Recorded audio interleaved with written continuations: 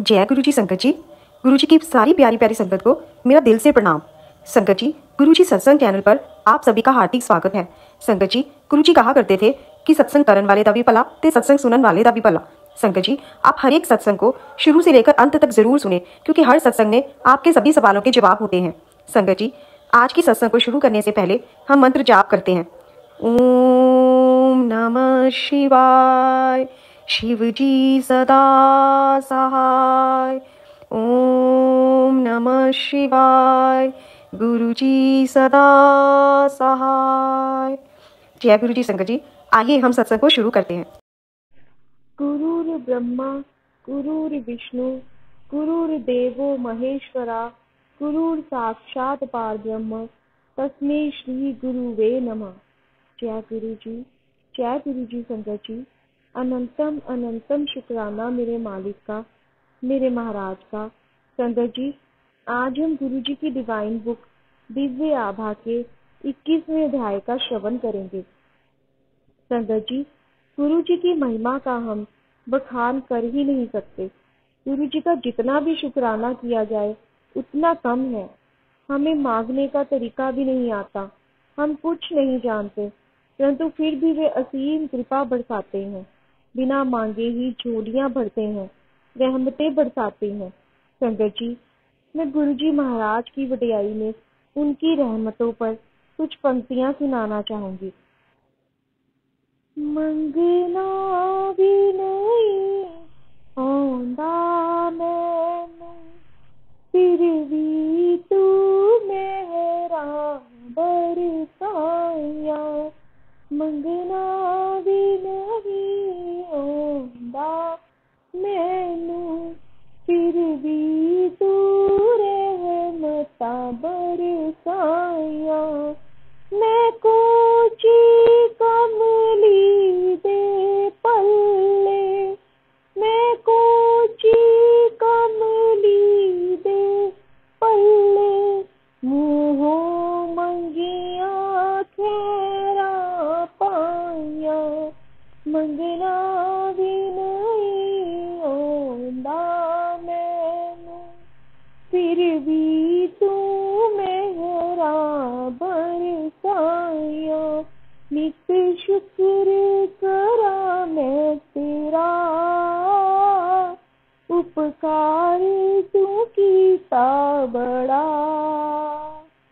नित शुक्र करा मैं तेरा, उपकार तू कीता बड़ा।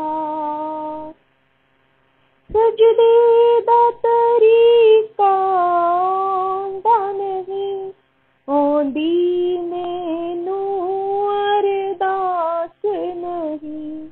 सजदे दा तरीका आंदा नहीं, आंदी मैनू अरदास नहीं। मैं विच नहीं कोई भी खूबी, कोई हुनर कोई गुण खास नहीं। मैं विच नहीं कोई भी खूबी, कोई हुनर कोई गुण खास नहीं। सब नजरे इनायत है तेरी, रहमत दिया तू चढ़ियां लाया। सब नजरे इनायत है तेरी, रहमत दिया तू चढ़ियां लाया। मैं कोची कमली दे पल्ले, मैं कोची कमली दे पल्ले, मुँहों मंगिया खेरा पाया। मंगना भी नहीं आंदा मैनू, फिर भी तू मेरा बरसाया। नित शुक्र करा मैं तेरा, उपकार तू कीता बड़ा। नित शुक्र करा मैं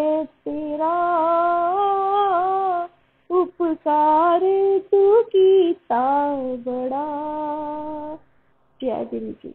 सच में संगत जी, सच में हमारे अंदर कोई भी खूबी, कोई गुण नहीं, फिर भी गुरु मालिक ने, गुरु महाराज ने हमें अपने से जोड़ा, उन्होंने हमें चुना, वरना हमारी क्या औकात थी। संगत जी, गुरु साहिब ने हर असाध्य रोग को ठीक किया। गुरु महाराज तो इतने प्यारे हैं संगत जी, इतने भोले हैं कि वो हमारे बच्चों को, हमारे रिश्तेदारों को, सबको ब्लेस करते हैं। वो हमारी हर समस्या, हमारे फाइनेंशियल प्रॉब्लम्स, हमारे बच्चों के भविष्य, उनकी पढ़ाई, सब कुछ देखते हैं और सब स्वयं ही निर्धारित करते हैं। एक बार जो गुरुजी महाराज के चरणों में आ जाता है तो गुरु साहिब उसकी और उसके पूरे परिवार की जिम्मेदारी खुद निभाते हैं। कभी भी किसी चीज की भी कोई कमी नहीं रहने देते। बस संगत जी, टोटल सरेंडर करना है हमें उनके चरणों में। मैं मानती हूँ कि टोटल सरेंडर करना बहुत मुश्किल होता है।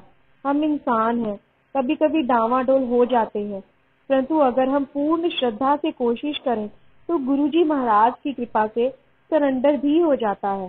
फिर हमारी सब जिम्मेदारियों को, हमारी हर जरूरतों को, हमारी हर समस्याओं को गुरु साहिब स्वयं देखते हैं और हमें रास्ते मिलते जाते हैं। संगत जी, आज का सत्संग भी इसी तथ्य से जुड़ा हुआ है। आज का सत्संग गुरु जी के एक भक्त जीपी सिंह जी का है। तो आइए संगत जी, हम उनका ये सुंदर सत्संग सुन लाभ उठाएं, सपरिवार गुरु जी के कमल चरणों में। हम गुरु जी के पास फरवरी 1999 से आते रहे हैं। हमने गुरु जी की प्रतिभाओं और कृपा के बारे में बहुत सुना था, किंतु जब उनके प्रथम दर्शन हुए तो वह हमारी आशा से कहीं अधिक अनुपम थे। सबसे पहले मेरी पत्नी लाभान्वित हुई। वह पेट के निचले भाग और पीठ में किसी ऐसे रोग से ग्रस्त थी जिसका निदान नहीं हो पा रहा था और उसकी वेदना बढ़ती ही जा रही थी। उसने गुरुजी से प्रार्थना करी जिससे वह उनके दर्शनों के लिए आ सके। एक दिन उनके समक्ष बैठे हुए उसे अपने शरीर में उस रोगग्रस्त स्थान पर तिरहन का आभास हुआ। उस दिन के उपरांत अब तक उसे कभी कोई पीड़ा नहीं हुई है। मेरे बच्चों को भी गुरु कृपा का सौभाग्य मिला है। मेरी बेटी पढ़ाई में अच्छी नहीं थी और 10वीं कक्षा में वह द्वितीय श्रेणी में उत्तीर्ण हुई थी, पर 12वीं कक्षा में गुरुजी उसके साथ थे और उसे उसमें उत्तम अंक प्राप्त हुए। इंद्रप्रस्थ महाविद्यालय में कानून के 5 वर्षीय पाठ्यक्रम की प्रवेश परीक्षा में उसे अति उच्च स्थान प्राप्त हुआ। अध्ययन के अंतिम वर्ष में उसने अपना प्रशिक्षण एक अति विशिष्ट कानून संस्था के साथ किया और अब वह एक उत्तम स्थान पर कार्यरत है। मेरे पुत्र की समस्या भिन्न प्रकार की थी। वह उग्र स्वभाव का था और किसी का कहना नहीं मानता था। उसका अध्ययन में मन नहीं लगता था और हम सब उसके बारे में चिंतित रहते थे। गुरुजी ने उसे एक अभिमंत्रित चांदी का कड़ा पहनने को कहा। शीघ्र ही उसमें अभूतपूर्व परिवर्तन दिखाई दिया और वह ठीक से अध्ययन करने लगा।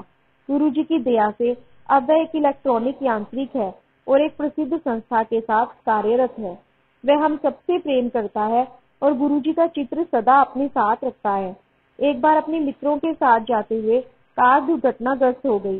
कार तो बेकार हो गई, पर गुरु कृपा से कार में सब सवार सुरक्षित रहे। गुरुजी ने मेरी भी सहायता करी है। अक्टूबर 2003 में जब मैं सार्वजनिक निर्माण विभाग से सेवानिवृत्त होने को था तो मुझे मिलने वाले भत्तों में अड़चन उत्पन्न हो गई। मेरे विरुद्ध झूठे आरोप लगा दिए गए, किंतु गुरुजी की कृपा से सब समस्याएं दूर हो गई और आरोप भी वापस ले लिए गए। अब मैं दिल्ली में एक अंतर्राष्ट्रीय संस्था के साथ कार्यरत हूँ। गुरुजी की दया की कोई सीमा नहीं है, केवल पूर्ण आस्था होनी चाहिए। गुरु नानक के दर्शन। एक बार गुरुजी एक विवाह समारोह में चंडीगढ़ गए थे और हम उनके साथ थे। उन्होंने हमें स्वर्गीय श्री गिल के घर जाने का आदेश दिया। उनका घर गुरुजी के मंदिर की भांति सजा हुआ था। गुरुजी के जीवनाकार चित्र और मंदिर के प्रतिरूप में सजे भवन में दिव्यता झलक रही थी। वहां पर गुरुजी के एक चित्र को देखते हुए उनके मस्तक में गुरु नानक का चेहरा दिखाई दिया।